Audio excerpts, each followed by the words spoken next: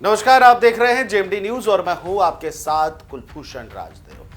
आज हम आपको एक ऐसी कहानी बताने जा रहे हैं जो कि सच है, लेकिन आप कहेंगे क्या बता रहा है। आप ये भी सोचेंगे कि ऐसा भी हो सकता है।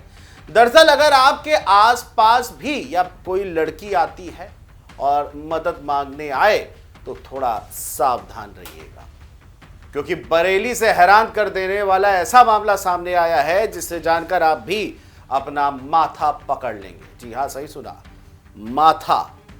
क्योंकि बरेली के मेडिकल कॉलेज के पास जीन्स टी शर्ट में घूमती 9 लड़कियों को पुलिस ने उस वक्त पकड़ा जब वे राहगीरों से आपदा और मजबूरी का हवाला देकर पैसे ऐंठ रही थी। ये लड़कियां अहमदाबाद के गुजरात की रहने वाली हैं। अब आप समझ लीजिए, गुजरात से सीधे बरेली पहुंची।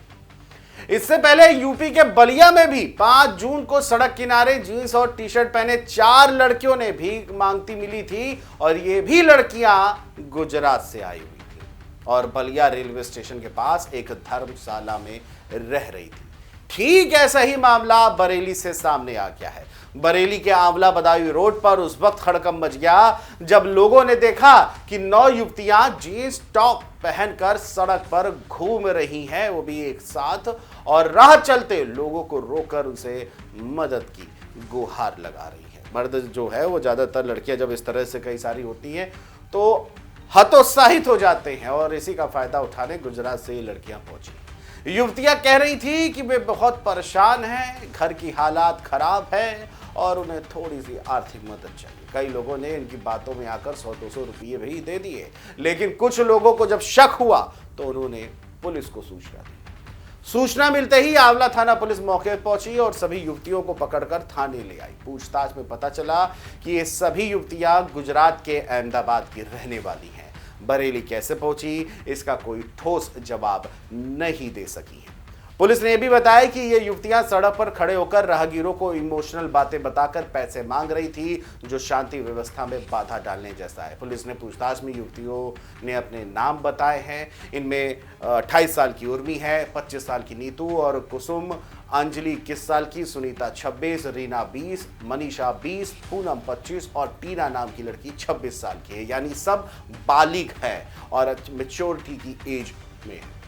सभी के खिलाफ शांति भंग की कार्रवाई करते हुए एसडीएम कोर्ट में पेश किया गया, जहां से उन्हें 2-2 लाख के निजी मुचलके पर रिहा कर दिया गया है। स्थानीय लोगों का कहना है कि यह कोई छोटा मोटा मामला नहीं लग रहा। संभावना है कि यह कोई बड़ा गिरोह हो सकता है जो अलग अलग इलाकों में इसी तरह की हरकतें करता है।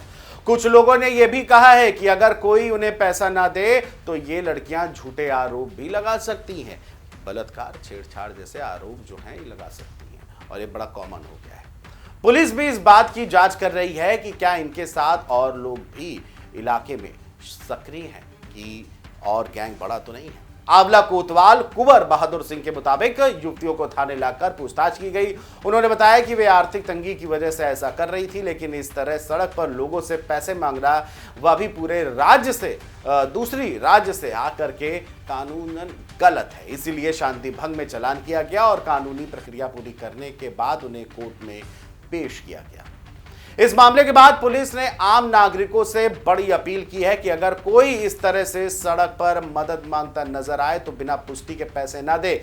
साथ ही किसी भी संदिग्ध गतिविधि की सूचना तुरंत पुलिस को दें, क्योंकि कई बार ऐसे मामलों के पीछे कोई बड़ा नेटवर्क भी हो सकता है जो शहर में कानून व्यवस्था के लिए खतरा बन सकता है। फिलहाल सभी युवतियां जमानत पर बाहर हैं, लेकिन पुलिस ने इनके पुराने रिकॉर्ड और बाकी साथियों की तलाश में जुट गई है।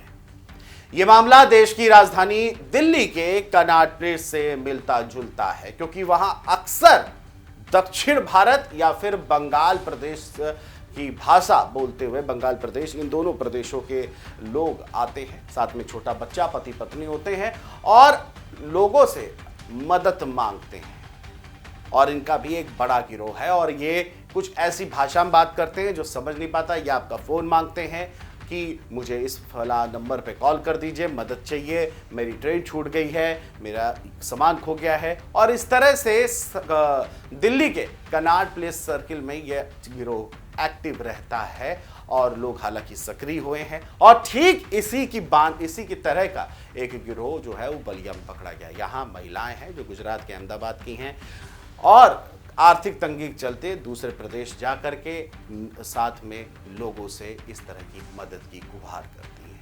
हालांकि इस तरह की घटना जो है शुरुआती तौर है, लेकिन इस खबर के जरिए हम आपको सचेत कर रहे हैं और सावधान हो जाइए। मदद अगर आप नहीं करेंगे तो हो सकता है कि आपके ऊपर बड़े आरोप लग जाएं और आप कानून के दावपेच में शिकार भी हो सकते हैं। फिलहाल ये खबर आपको कैसे लगी कमेंट में हमें जरूर बताएं और देखते रहिए जेएमटी न्यूज़। नमस्कार।